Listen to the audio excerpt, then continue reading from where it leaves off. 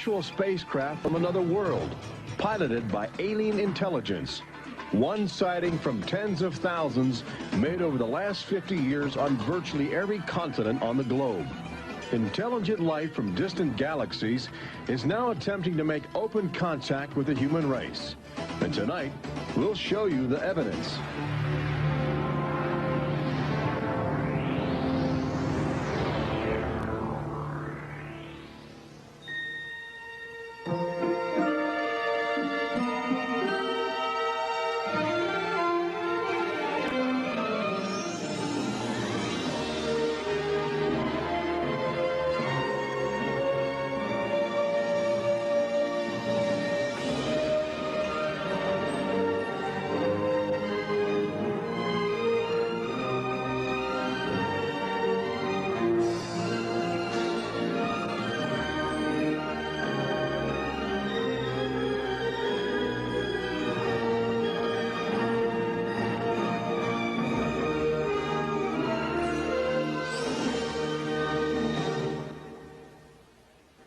Tonight we celebrate the new Tomorrowland at Walt Disney World in Florida with a television special that's out of this world.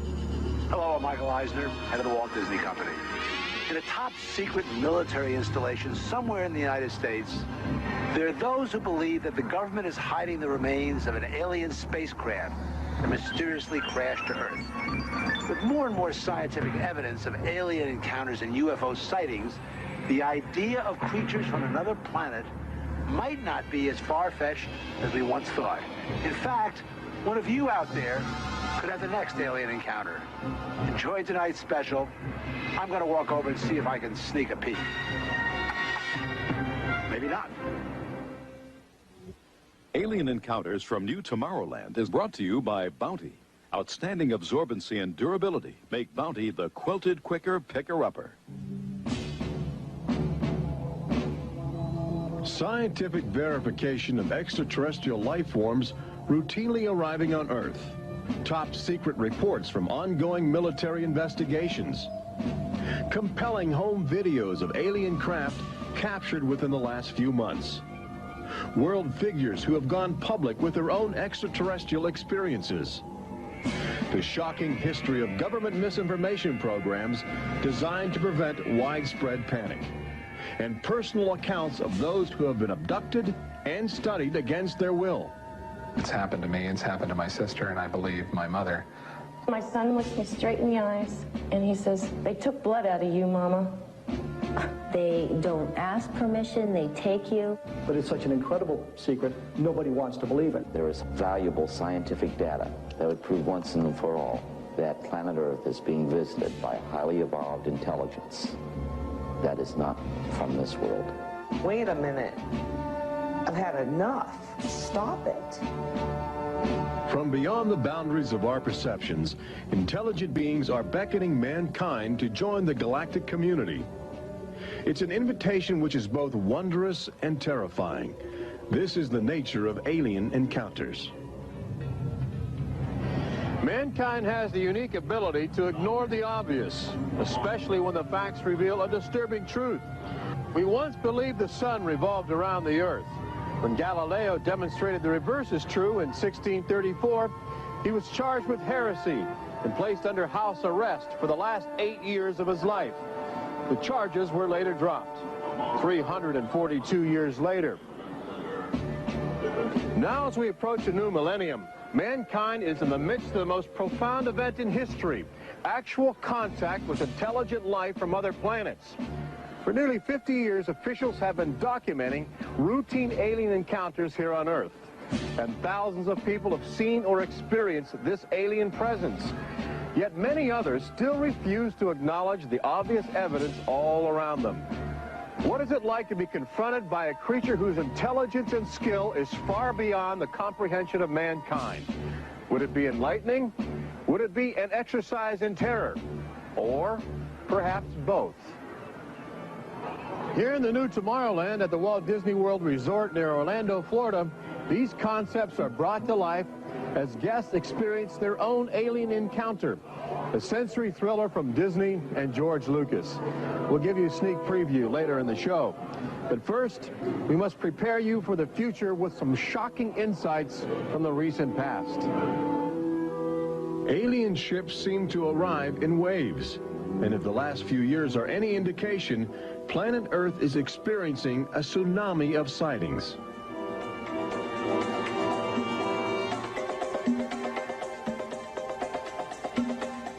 Mexico City, 1992.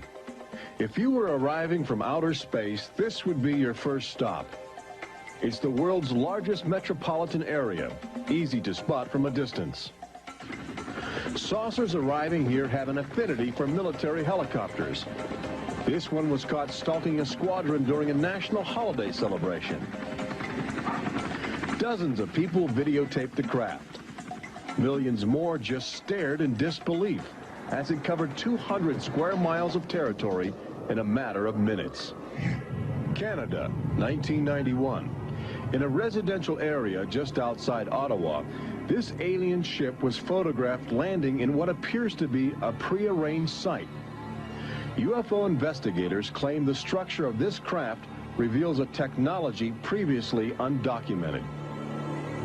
This sighting is known as the Guardian case, named after the pseudonym of the photographer who wishes to keep his identity secret to avoid harassment from local authorities uncomfortable with the notion of alien intruders. For the last few months of 1994 and lately in 1995, Gulf Breeze, Florida has been ground zero for alien encounters. Especially during the day, extraterrestrial craft have become common ornaments in the uneasy skies. Over those dunes right there. There she is, right there. Oh my God. Residents of Gulf Breeze routinely aim their home video cameras at the horizon. More often than not, they capture an astounding alien display. Look, there it is. Right up there. Looks like an egg on top and an egg on the bottom. You would think these alien sightings would be front page news. So why have they received almost no national attention? The answer is simple. For governments determined to maintain their authority, extraterrestrial contact is pure dynamite. They're beings from another planet. We don't know where they come from. We don't know what they're doing here. There's nothing we can do about it. Meet Captain Kevin Randall, retired Air Force intelligence officer, now a top investigator of alien encounters. Anytime a technologically superior civilization comes in contact with a technologically inferior civilization, the technologically inferior civilization ceases to exist. Not necessarily through conquest, not necessarily through invasion, but because the technology changes the underlying social structures of that civilization and it disintegrates. Those fears are reflected in a 1960 federally funded study by the Brookings Institution, which warned that public knowledge of alien life could cause civilization to collapse. So they began a policy of covering up and hiding the information, but they also began a policy of ridiculing, so that people who really see something are afraid to come forward. This isn't right to do the ridicule. I mean, a lot of people suffer. Retired Army officer Clifford Stone certainly suffered after he began private research into the UFO phenomena while still in the service. Well, I was given a lawful order while I was in the military to back off. I refused that lawful order. That resulted in me having to go to be psychoanalyzed, which kind of backfired on my command. But I was actually given a lawful order not to write to members of Congress without first getting it approved through my command, and not to talk to members of the media. Of course, I went out and violated all those directives simply because I felt they had no right, that I had a right. He also has determination. This collection of classified government documents represents years of determined effort by Stone to open the UFO files and offer fresh leads to investigators on the trail of the truth. It is not surprising that this book is making top military officials very uncomfortable. I think that some of the underlying concerns they have is the impact it will have on society as a whole if the information is ever released. Then why have aliens chosen to visit our small blue planet, hidden on the distant fringes of an insignificant star cluster? Well, we invited them here. When we return, what is attracting alien visitors to planet Earth? Extraterrestrials take aim on America's military. A crashed saucer becomes a top-secret bombshell. The nation's capital becomes a cosmic crossroads. And later, how Disney Imagineers have designed a way to prepare humans for their inevitable alien encounter.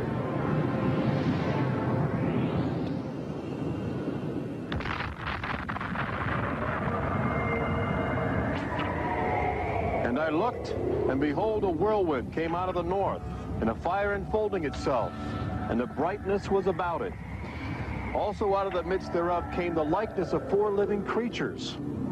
And when the living creatures went, the wheels went by them. And when the living creatures were lifted up from the earth, the wheels were lifted up. For the spirit of the living creature was in the wheels. Ezekiel chapter 1. There have been reports of alien encounters throughout recorded history, often buried in the obscure poetry of mystics. But since the end of World War II, alien encounters have adopted a darker, more menacing demeanor. No longer just spirited lights dancing in the sky, UFOs turn more brazen, announcing themselves with surprising ferocity. Most alien activity on Earth in this century seems to have been sparked by the single most profound technological achievement in human history.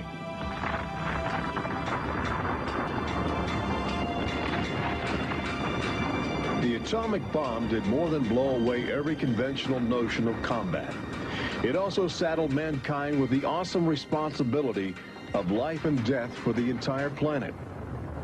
But what the world didn't know in 1945 was that the atomic bomb's brilliant burst of energy would also be mankind's cosmic calling card, announcing to the universe that a technological society had evolved on a small blue planet in the backwaters of the stars.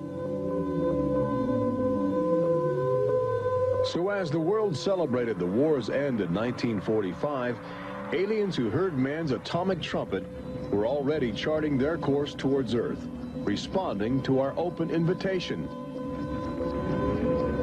As early as 1947, the large alien ships began to arrive, navigated by living creatures. Their advanced physics allowed them to traverse the galaxy and pierce Earth's atmosphere with amazing speed. The U.S. military immediately went on the alert against the unknown menace. Sightings were perceived as threats to the security of an America still reeling from the edgy consciousness of war. And the sightings were taking place all across the country. I glanced up and there were 3 flying saucers in a V with what appeared to be a dome on the top with, I can't be sure, but I believe I saw the sun glinting off of windows or observation portholes of sort. I think it was from outer space, but friendly. Army fighter planes are on patrol for flying saucers.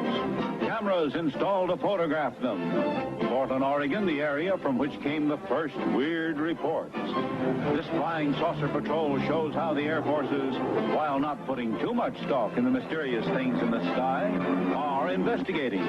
The control tower is in touch and on the watch. So are a whole lot of people these days. They're seeing flying saucers everywhere. Blocks of fantastic discs flying through the air. But the military finally had to admit that something was happening that they didn't understand, offering their first and only public statement on the UFO phenomenon. The recent sightings are in no way connected with any secret development by any agency of the United States. They weren't always called flying saucers. Some reports claim they resembled other household objects. The public was fascinated and anxious to make contact. But our official response remained aggressive, sometimes sparking deadly games of high-speed, high-altitude cat and mouse. National Guard Captain Thomas Mantell played that game and quickly became a grisly statistic. His last words, as Mantell soared at an altitude of 20,000 feet, are a chilling commentary on the power of the alien ships. I'm closing in to take a look. It looks metallic and of tremendous size. It's going up now as fast as I am. That's 360 miles per hour. I'm going after it. Moments later, Captain Mantell's mission had ended. Occasionally, the tables were turned.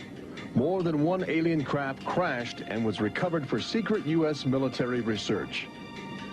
The most famous case took place in July of 1947, just outside the community of Roswell, New Mexico. Famous because local officials openly admitted they had retrieved an alien ship before their commanders instructed them to keep the story confidential. What you can't explain, they reasoned, you must deny. July of 1947, the Army Air Forces at Roswell announced we had captured a flying saucer. You can say our government announced in July of 1947 they had a flying saucer. 3 hours later, they announced, no, it's merely a weather balloon. The officers at Roswell made a mistake. But our government has come forward and said, yes, we had a flying saucer. Then they took it back. Any one of your viewers can go back to the newspapers on July 8th, July 9th of 1947, and just front page headline after headline that the government had captured a flying saucer.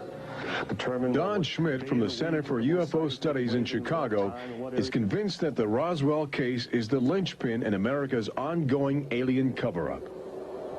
We have over 550 witnesses. They were there. They handled the debris. They saw the craft. They saw the bodies. They handled the crew members of that craft. And invariably, they all say, this was not from this earth. This is the actual site where the Roswell saucer was discovered, along with the bodies of 3 extraterrestrial missionaries who didn't survive the collision. The debris and the dead were impounded and taken away for top-secret study, while a classified investigative committee called the Majestic 12 was organized by President Truman. And a government cover-up was initiated with a calculated disinformation campaign.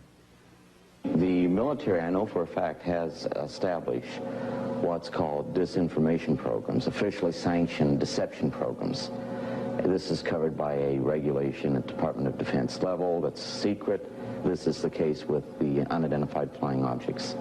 I cannot say that the Roswell incident was a cover-up, but I can certainly say that the government back then and today acted like it was a cover-up and has been subject to being accused of a cover-up. The flying saucer debris at Roswell was attributed to a downed weather balloon. There was no explanation for the alien body parts among the wreckage. Before long, other sightings were dismissed as optical illusions caused by electrified swamp gas, with elaborate demonstrations staged for newsreel cameras to back up the claim. But while the Pentagon refused to publicly admit aliens had arrived on Earth, their top-secret internal memos told a different story, even detailing the various ships and the creatures they had autopsied. Meanwhile, the American people fell in love with flying saucers, sensing something playful in their alien design. Before long, even the military seemed to fall under the trance of the UFOs.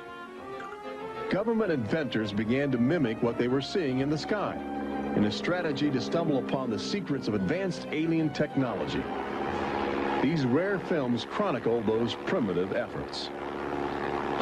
At a symposium conducted by Princeton University, weird and wonderful flying machines developed for the Army go through their paces. The flying scooter, for instance, with only a 7-horsepower motor. Or this flying what have you. Just count your fingers after starting the fans.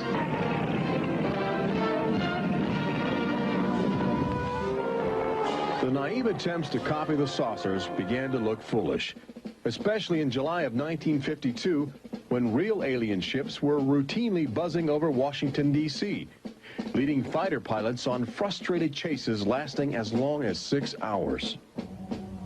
It was the first time since the War of 1812 that our nation's capital had been successfully invaded by a foreign power. By the early 1960s, UFOs were having a chilling effect on our defense operations. Their tremendous speed often caused them to be misidentified as incoming intercontinental ballistic missiles, putting American air bases on red alert. There needed to be some way for the U.S. and the Soviets to distinguish between nuclear attack and alien visitors. The weapon is installed in the Pentagon, but it's a weapon of peace. This is the teletype that will operate at the U.S. end of an open line to Moscow. This link, it is hoped, will help avoid misunderstandings that could possibly trigger a catastrophe. Now, our president could be in touch with the Russian premier in a matter of seconds. The hotline between Moscow and Washington was set up so they could go ahead and make last-minute pleas that we're not attacking you and you're not attacking us. The purpose for this was to ensure that a nuclear war would not be touched off by a UFO appearing on the scopes and being mistaken for enemy aircraft. The hotline eased some international tensions, but it didn't halt the interaction between the military and the aliens, which continues to this day. November of 1975, essentially every SAC base in the United States was visited by UFOs. We have reason to believe that the UFOs went ahead and had some effect on changing the codes within the missiles, within the launch control facility, to change where the missiles would hit. 1976, September, Iran. 2 F-4s tried to intercept a UFO and shoot upon a UFO. The weapon systems of the planes go dead. The communication systems go dead.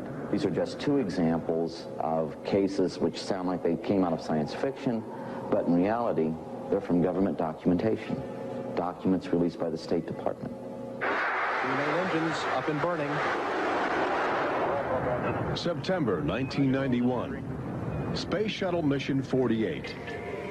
Commander Clayton and his crew point their cameras at the planet's horizon for a live broadcast to Earth.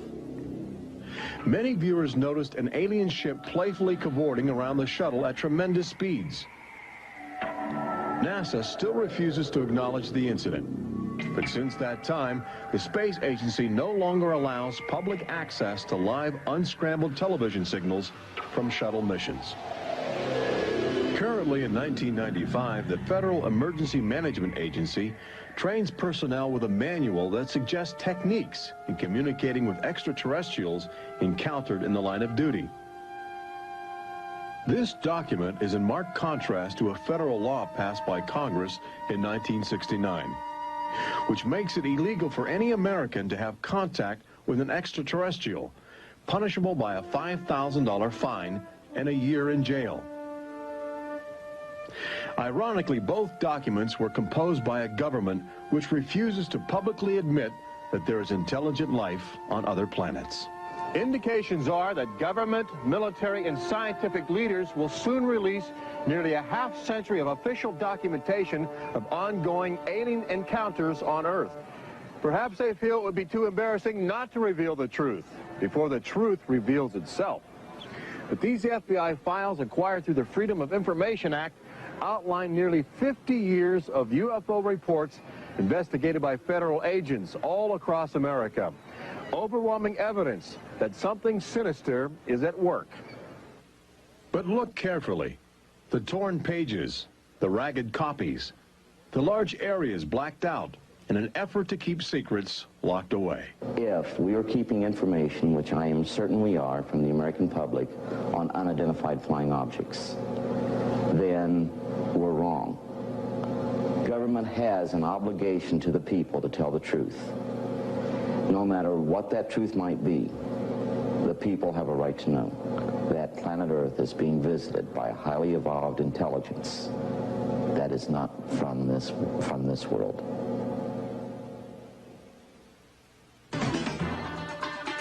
When we return, meet the people who have already experienced disturbing contact with creatures from another world. They don't ask permission, they take you. see how government is monitoring mutant life forms which have already staked their claim on planet Earth. And join Robert Urich on the fringes of the future in Walt Disney World's Magic Kingdom as Disney Imagineers prepare the public for their inevitable alien encounter.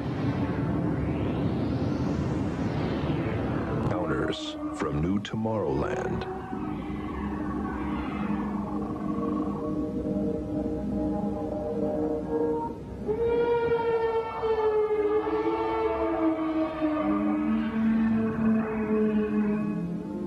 The fact is, everyone encounters alien life forms each day.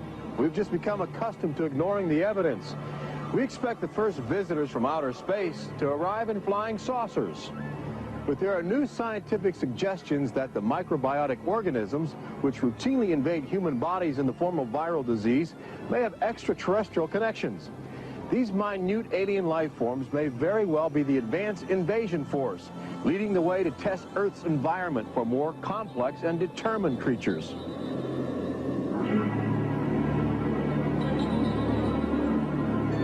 The idea is not new. Arrhenius, a Swedish chemist who died in 1927, first proposed the theory of transfermia, the notion that life is universally dispersed, possibly carried by cosmic winds across the vast expanse of the galaxy in the form of viral spores. Uncovering this mutating alien life is an ongoing government project carried out by scientific teams at NASA. They begin by collecting meteors which have landed on the barren landscape of Antarctica. Here, low temperatures preserve the alien life clinging to 4-billion-year-old cosmic debris. In a specially sealed clean room at the Johnson Space Center, these crude interstellar spaceships are carefully dissected to extract the biotic matter inside. Amino acids, a kaleidoscope of organic compounds, and the chemical catalysts of life are analyzed with sophisticated gas chromographs and mass spectrometers. Life is plentiful in the universe and eerily tenacious. Lately, scientists have found extraordinary numbers of unknown organisms which have gained a biological foothold where we once thought survival would be impossible. They grow in deadly ammonia gas. They are resistant to ultraviolet radiation. They thrive inside the radioactive cooling systems of nuclear power plants. And they can even survive the vacuum of space, reanimating themselves when air and water become available. Riding inside the stone cocoon of a meteor, life can travel virtually anywhere, and a good deal of it lands on planet Earth. But just as we explore the genetic package of alien life, visitors from space are routinely examining human specimens, abducting men, women, and children in order to conduct disturbing biological experiments. Very, very few people who've had the experience are willing to talk about it publicly. There is such a kind of ridicule factor. Bud Hopkins, researcher and author of the best-selling book Intruders, is America's leading investigator into the alien abduction phenomenon, and largely responsible for bringing the astonishing situation to the nation's attention. The most important thing about this, I think, in studying it, is to realize that there are very distinct patterns. This is not just a box full of crazy experiences which are mutually contradictory. The patterns start this way. People are abducted first in childhood. When I go back into my memory, I don't know a day without them.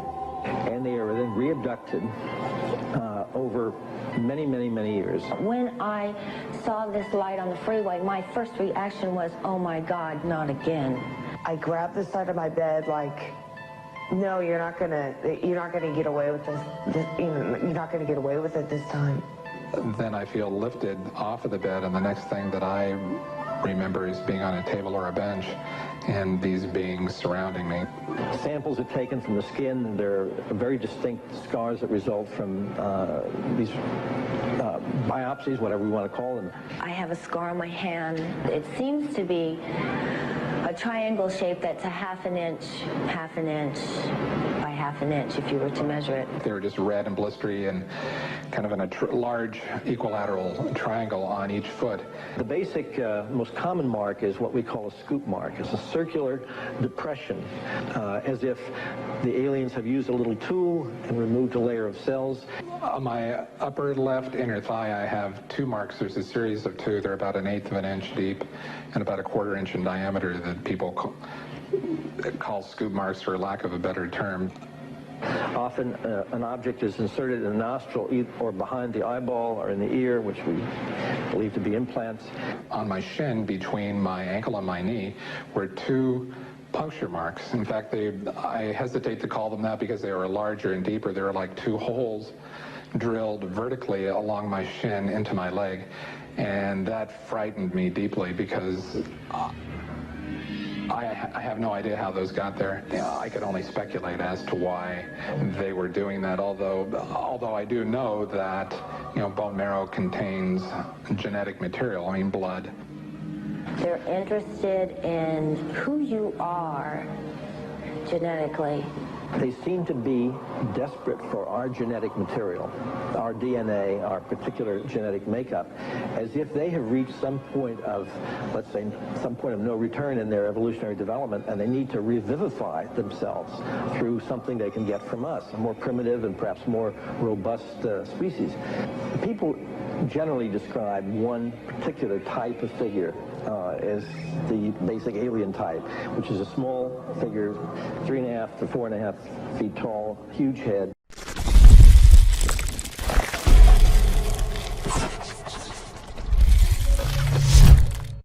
Huge black eyes, hairless, grayish-white skin, just a tiny slit for a mouth that doesn't move, and so forth. I'd say that accounts for about 85% of the descriptions. There's some that are very, they talk about the reptilian being like sexually aggressive, and then there's some that look like praying mantis that are very mean and very violent. It is a violation of your body. It's a violation of your space. They don't ask permission. They take you. On this earth, when you are raped, when you are mugged, even if you don't see that person that is doing you bodily harm, you have somewhere to go. You can go to the police and at least give a report whether they do something or not. You have somewhere to go. But in this case, you have no one to talk to. You have no one to say, this has happened to me. I've been so violated. You don't even know. And you're not ready for this. My love life went to hell. My schooling went to hell. Everything went to hell. And it's terrifying. It's not fun. It ruins your life because you have nowhere to go. Twinkle, twinkle, little star, how I wonder what you are. Up above the world so high like a diamond in the sky. Makes me want to cry.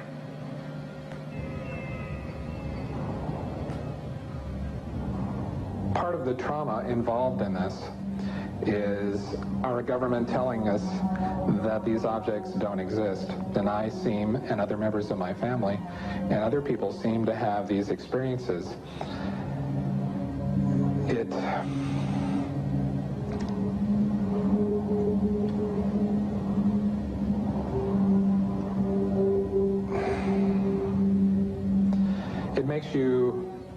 makes you doubt your sanity.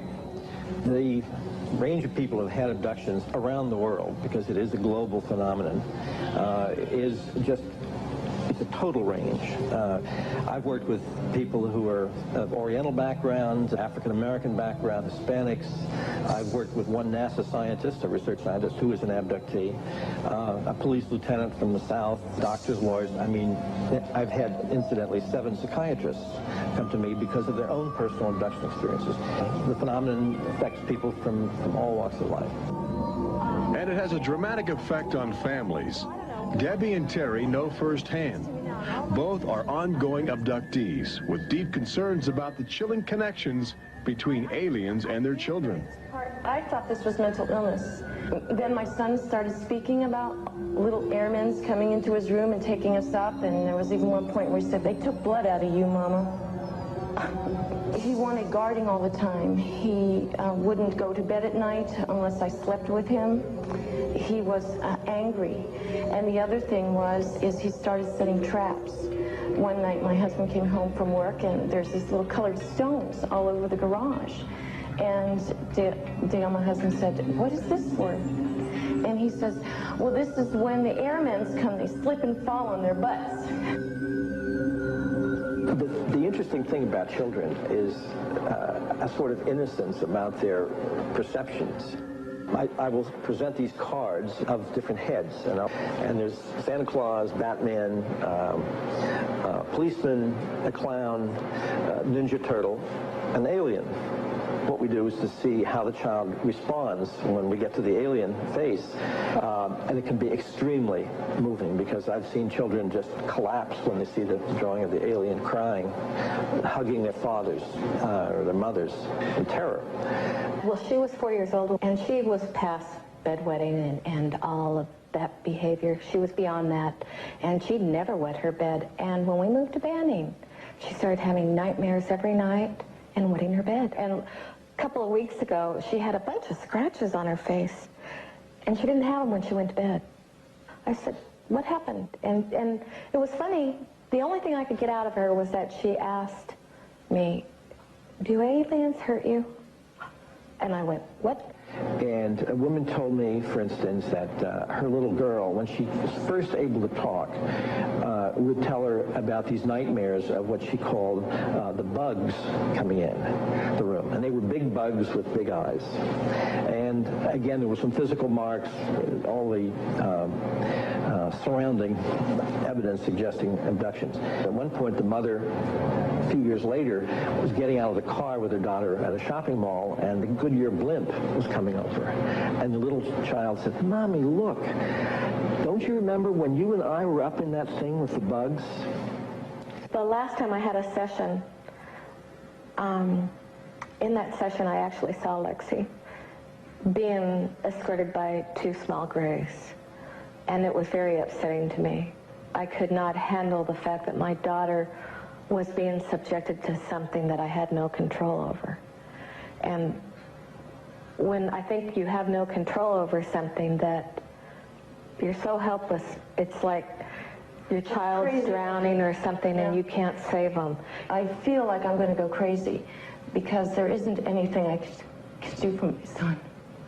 I know. One of the most interesting things, too, from a child's point of view, has to do with the fact that communication is telepathic. One little boy drew on some drawings he'd made for me of the aliens. He put on the side of the head, each alien head, a gigantic ear, just one. And his mother said, "What's that?" And he said, "Well, Mommy, I know they don't have ears, but I put that there because, you know, they can hear everything you're thinking." When we return, Robert Urich takes you to the new Tomorrowland in Walt Disney World's Magic Kingdom, where Disney Imagineers are creating extra terror, estrial excitement, preparing the public for cosmic contact with a virtual alien encounter.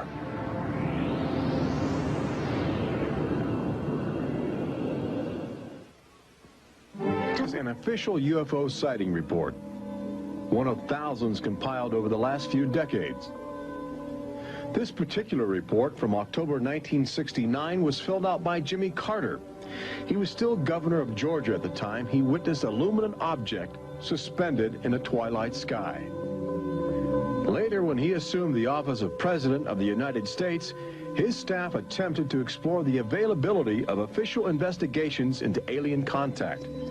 As this internal government memo illustrates, there are some security secrets outside the jurisdiction of the White House. We investigated lights in the sky for over 20 years. We didn't get anywhere. We have over 100,000 cases from over 160 countries in our files at the Center for UFO Studies in Chicago. When you actually take the time to look at the official record, look at the actual declassified, disclosed documents on the phenomena, and I'll guarantee you'll walk away saying, why weren't we told about this? And why were we told something else altogether? We've all been indoctrinated to have this knee-jerk response just to that term, UFO. We have to ask ourselves, who started it? And isn't it about time we go out and find out for ourselves? Every year, NASA routinely propels about 24 astronauts into a low Earth orbit aboard the space shuttle, a loud, lumbering, somewhat primitive rocket ship.